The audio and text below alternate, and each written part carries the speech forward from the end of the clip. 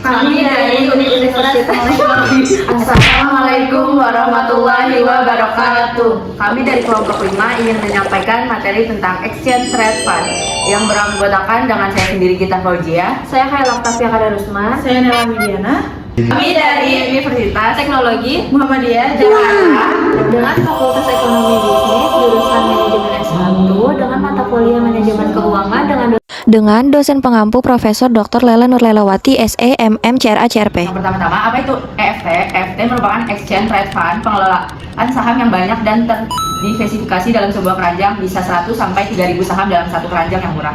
Dikelola secara pasif atau murah, self cleansing, dibelinya di brokerage akun.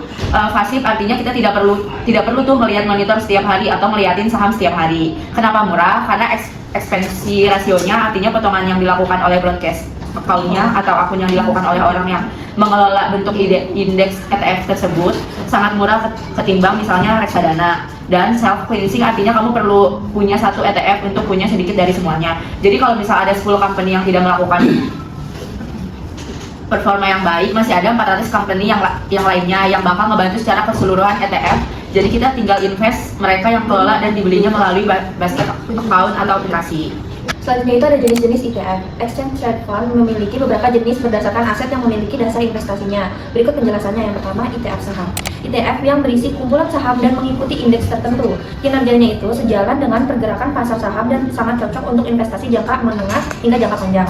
Selanjutnya itu ada ETF obligasi. Berinvestasi pada surat utang seperti obligasi pemerintahan atau korporasi.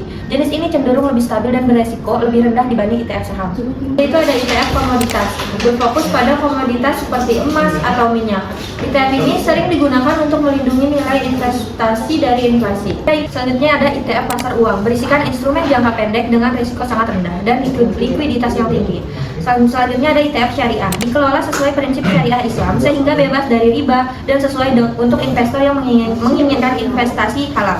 Dan yang terakhir itu ada ETF global, berinvestasi pada aset luar negeri dan memberikan diversifikasi internasional namun memiliki risiko nilai tukar. Lanjut, kita punya kelebihan ETF. Yang pertama itu populer, penting karena kita harus tahu bahwa ada jutaan orang lainnya melakukan transaksi transparan ETF. ETF dengan tiket misalkan SPY. Intinya ETF ini ada 70 juta transaksi lebih setiap bulannya. Yang kedua, simple dan passive investment.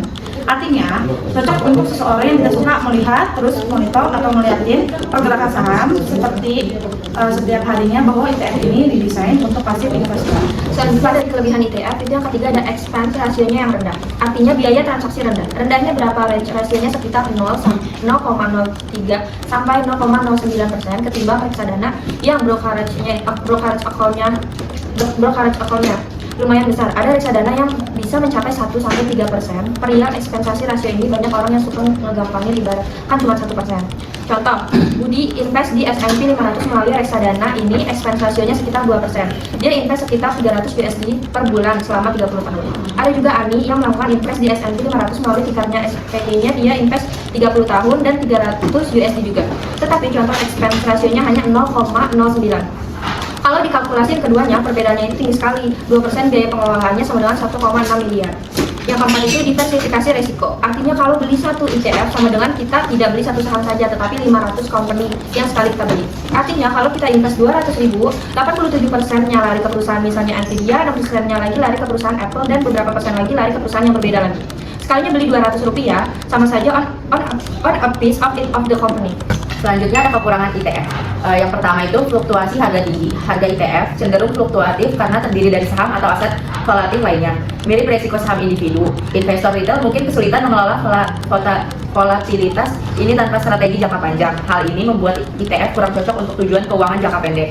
Yang kedua ada biaya transaksi dan pajak. Setiap transaksi ETF memerlukan biaya broker atau komisi dan pajak capital gain saat dijual. Berbeda dengan reksadana konvensional yang sering bebas pajak penjualan. Selain itu juga ada split bid serta potensi premium atau diskon harga yang menambah biaya tersembunyi.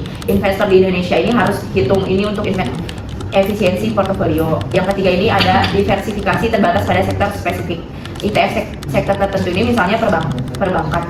Minim diversifikasi sehingga rentan terhadap sentimen industri atau regulasi. Likuiditas rendah pada ETF nice juga bisa sebabkan kesulitan jual beli cepat. Pilih ETF indeks luas untuk mitigasi resiko ini. Lanjut, kita ada perbedaan ETF dengan investasi lainnya. Itu ada 4. Yang pertama, investasi bond atau surat berharga di obligasi.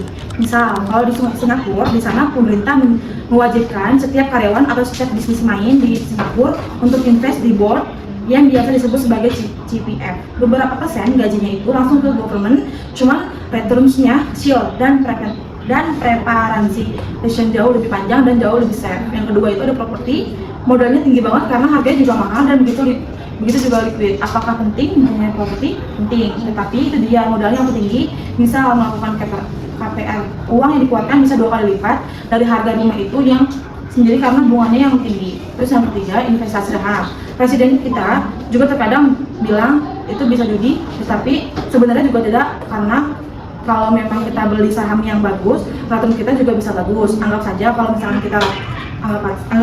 misalkan kita tahu, kita bisa research bahwa AI akan membludak, akan tinggi value-nya.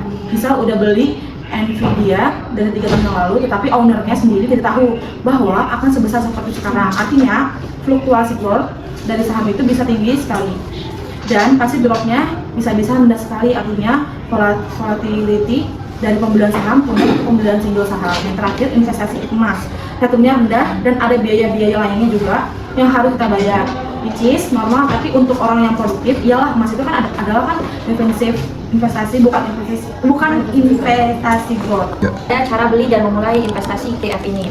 ETF ini harus dibeli pakai brokerage account. Kalau di Indonesia contohnya itu pakai aplikasi peluang GoTrade. Beli ETF-nya yang mana? ETF paling favorit kalau secara strategi belinya 3 macam.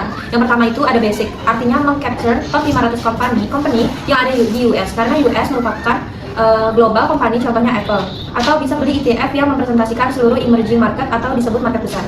Ada satu ticker namanya satu SPY yang nge-track 500 company di US, atau ada ticker namanya VWRA. Stiker ini men-track hampir 3.000 company di seluruh dunia, di dunia emerging market seperti Samsung, Taiwan Conductor, Coca-Cola, Google, Nvidia, Microsoft, dan lainnya. Di dalam satu ETF ini, artinya ketika membeli satu ETF, duitnya itu dibagi ke seluruhnya.